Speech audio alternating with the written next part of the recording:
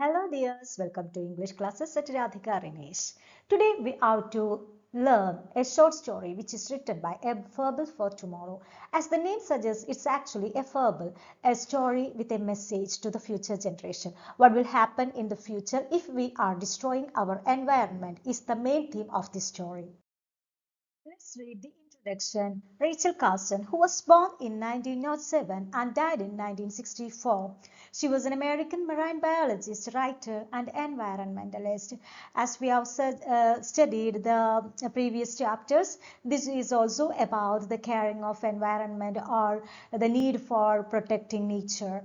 Her books such as The Sea Around Us, Under the Sea Wind, and The Edge of the Sea made science accessible to the general public. We know that she was a marine biologist. A marine biologist means she's a biologist and who is concentrating upon the marine life or the life under the sea. So her books like The Sea Around Us, Under the Sea Wind, and The Edge of the Sea are very famous, and they conveyed the message for protecting nature to the public. She is considered one of the founders of the modern environmental movements, and she is an environmental activist. Her landmark book Silent Spring exposed the dangerous effects of chemical pesticides, particularly DDT, on nature. You must have heard about DDT, a pesticide that is used very abundantly even today in our society or in our landscape.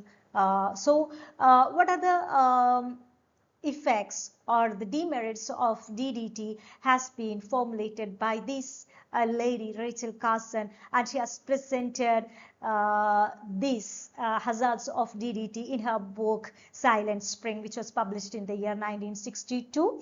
And the book led to widespread awareness, government action, and eventually the banning of DDT in many countries.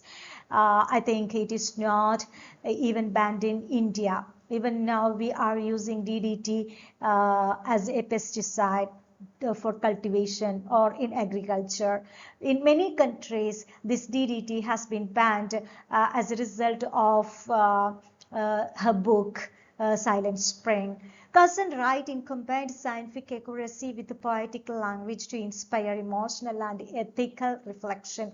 We know that she is a scientist as well as a writer, so in a very poetic and in a very skillful manner she is describing the hazards or demerits of DDT and other pesticides in our environment, and it has reached very positively to the public. A Fable for Tomorrow. This piece is the opening chapter of Silent Spring. We have already said about Silent Spring, which is a book which is written on the hazards of DDT, the pesticides. So this is the opening chapter. This is the first chapter of the book Silent Spring, which is written by Rachel Carson. As it is a fable, it suggests a moral story. A message will be there, a message to the public on the future. There is a fable for tomorrow. Here she is blending fiction with a fact, and she is telling about the real consequences of human actions. What will happen tomorrow after the abundant use of DDT in nature. The tomorrow in the title points to the future generations that will face the outcomes of today's environmental negligence. We know that the future generation will suffer out of our means the present generations malpractices in the sense our actions, and the actions in the sense that is we are trying to destroy the nature or the environment by using pesticides, that is very powerful pesticides. They may destroy the nature itself. So in that way we are destroying the environment, so there won't be a life in tomorrow. The story presents a contrast between harmony and destruction, from a beautiful living town to one of death silence. So there's a harsh reality between the present day and the future, day, because nowadays we are enjoying the nature's beauty as well as the resources of nature abundantly. So here Rachel Carson is describing what will happen to these resources in future, whether our future generation can enjoy this environment as we are doing it now. Let's go through the summary of A Fable for Tomorrow. At first, she is presenting a perfect town, harmony with nature, a town. Actually, it is a fictional American town full of natural beauty and life. It is the beginning of the story. So at first, she is presenting a very peaceful and a very beautiful town. The farms are fertile, orchards bloom, and forests blaze with autumn colors. Everything is beautiful and harmonious, as well as very fertile at the beginning, and birds are singing, fish fill the streams. That is everything. That is prosperity is seen everywhere, and animals like foxes and deer move very freely without any fear in the forest. So this is the scene, the first scene of the story. All the people are living very peacefully, surrounded by a healthy environment, because everything around, surrounded by them, everything or the nature around them are very peaceful or very prosperous. So the human life on this earth is also very peaceful. The description reflects a balance and interdependence between humans and nature. So here in the first part of the story, she is telling about peaceful animals as well as peaceful human beings. If the animals and all other natural beings like lands and all other vegetables, all other trees and animals are living very peacefully, humans can live, human can also live very peacefully. Slowly, the tone of the story is changing. The mysterious change or the destruction is beginning. Suddenly, so in the first part, we all discussed that everything is very harmonious, very peaceful. So suddenly, a strange blight spreads over the town. So something has happened very disastrously over the town.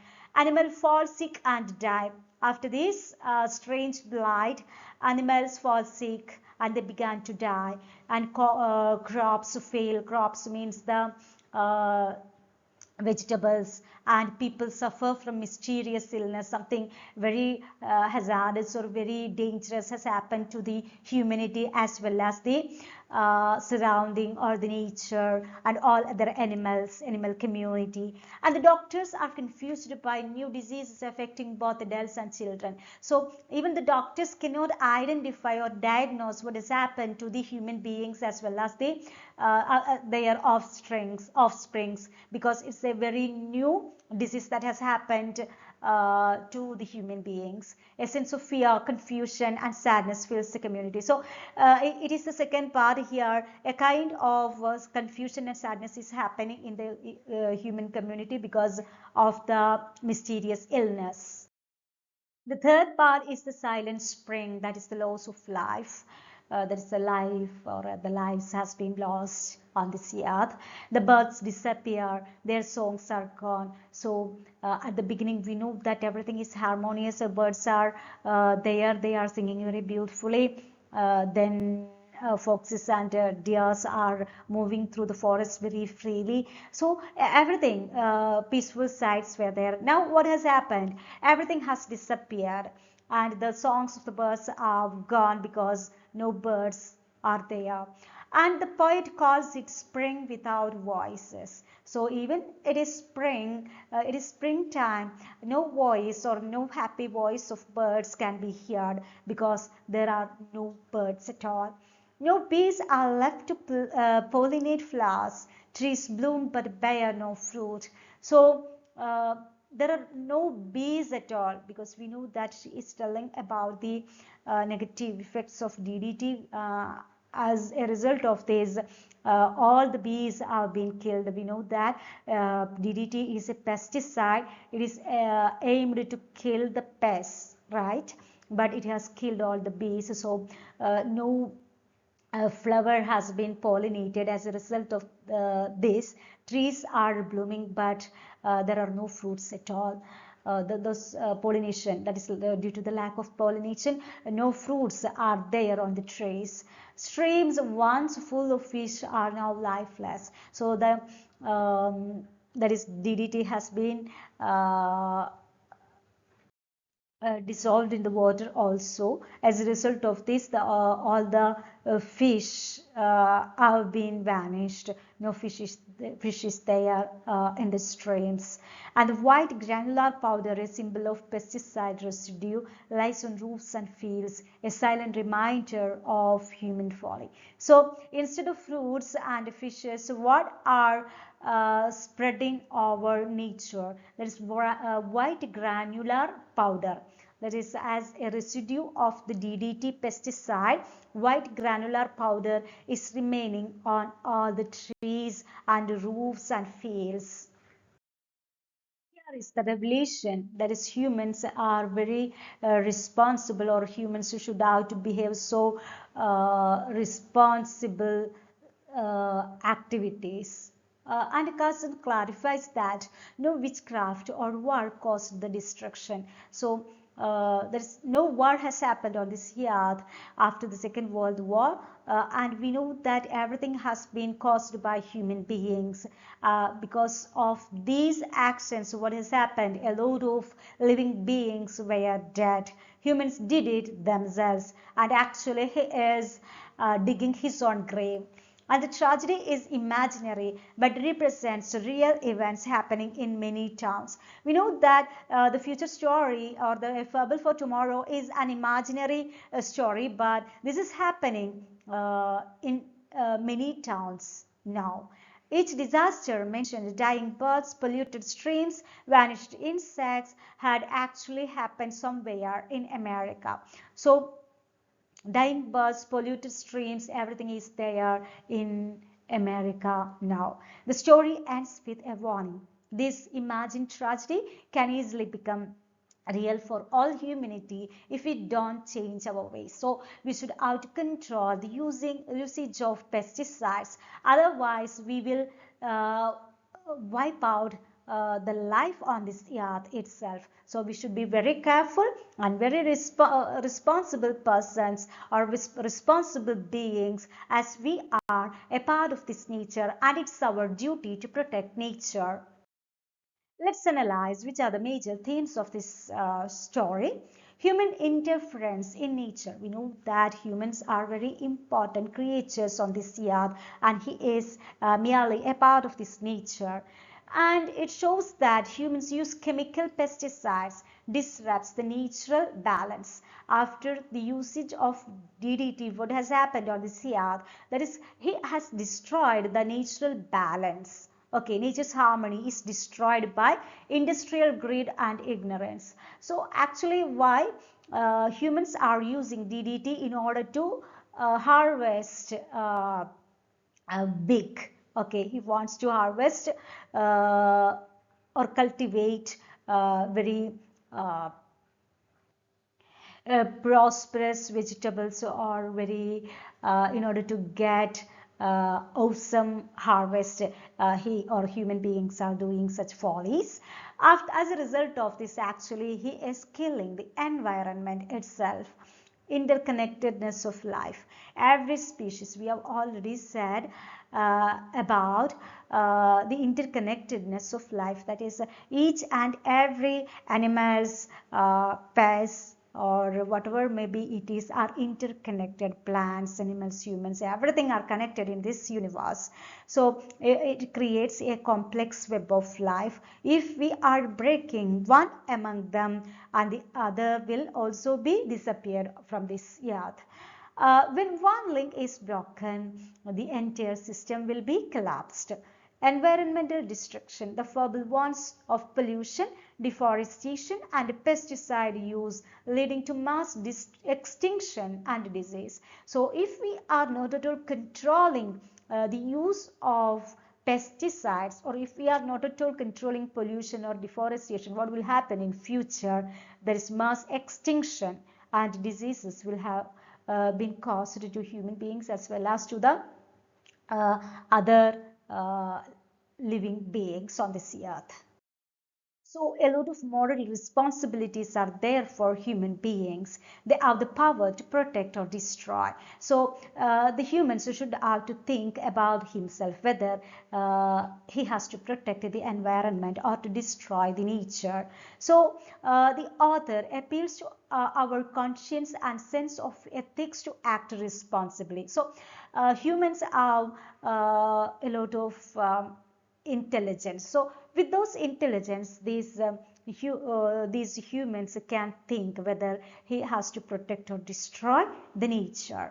Awareness and action. The fable is meant to awaken the public to environmental dangers before it's too late. So it is high time to act. So we should have to awake to the environmental dangers, because otherwise what will happen? Our nature will be destroyed.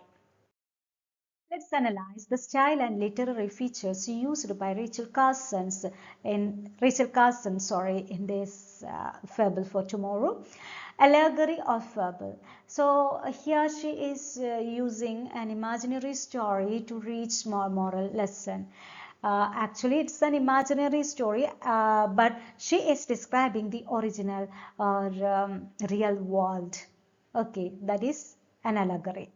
Imagery, vivid descriptions of seasons like trees, birds, and animals. Okay, all they are very beautiful images used by Rachel Carson in this story.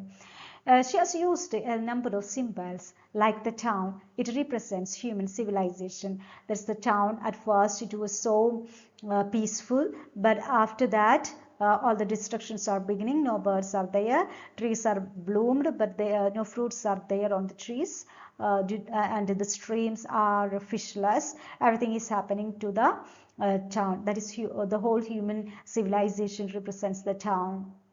Okay, and the birds and bees symbolize natural life and renewal. So she is not at all telling about the extinction of the birds and bees only, and she is actually describing the extinction of the whole life on this earth itself.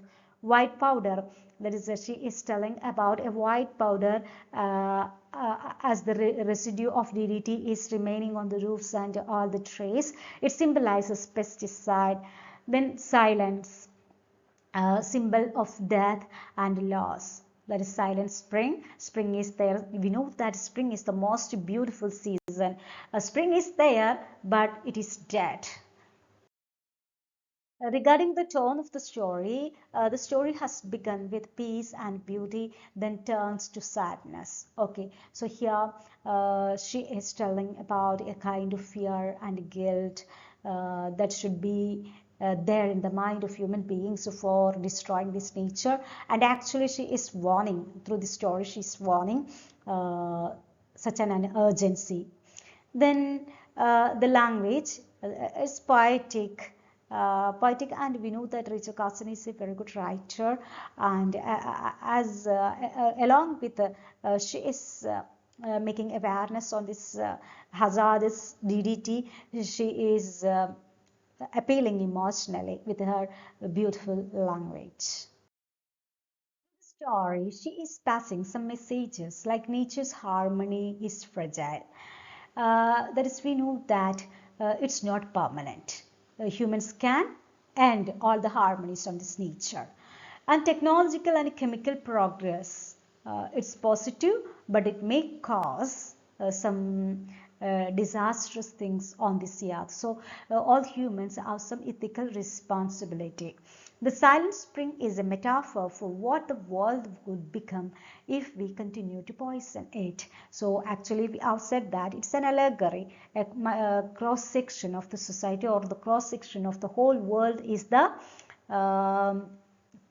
that is the place or the American village. Okay, at first the God has created this village or this earth is as very beautiful, but what will happen, or the humans will destroy it with silent spring. Cousin urges readers to act before the imagined fable becomes a real tragedy. So actually it's a fable and it's a warning, and if we are not at all controlling the usage of DDT, what will happen? The story will come true. This is the warning made by Rachel Carson. Is the story relevant today? Yes, of course. The issue Cousin warned about pesticides use, pollution, and species extinction. These are the main areas on which Rachel Carson has written this story, and we know that they are very serious. Her work inspired environmental laws, Earth Day, and global ecological awareness. A lot of awareness programs are being conducted today to protect our environment. This story is very relevant, and it has caused many reformations, or a kind or it caused a lot of reawakenings. Okay, and the fable continues to be a powerful educational tool about sustainability and human accountability. So we know that in order to sustain on this earth, in order to live in this earth, we should have to protect this nature. Otherwise, this nature won't protect us. Okay, so this is the message passed by Rachel Carson through the story, and even now it is very relevant. We are facing such situations in our day-to-day life now. We have to conclude the chapter or the story. That is here, Rachel Carson's A Fable for Tomorrow is a visionary environmental parable that blends storytelling with scientific insight. That is, it's a parable, it's a story, and it is also visionary. That is, it is predicting the future, right? So it blends the storytelling with scientific insight. Actually, it's a story, but she is telling the truth. It warns that if humanity continues to exploit nature, the beauty and balance of life will disappear. So we should have to stop all the exploitations on this earth. The fable calls for awareness, respect, and harmony with nature, reminding us that the future of the earth is in our hands. So that's humans should have to decide. That's the role of humans, whether it is as a destroyer or a protector. I hope you have understood the story. Actually, it's reminding on the things that we are doing on this earth. So, hope you have understood the story. And not at all, it's not at all for the examination purpose. As responsible human beings, we should have to follow the things that Rachel Carson has been proposed. That is, we should have to control deforestation and use of pesticides and destroying the destruction of nature. So we are also very responsible citizens on this earth. So that only we can survive, right? So be very responsible, be very kind to nature, because it is not at all for others, it's for ourselves. Okay, thank you very much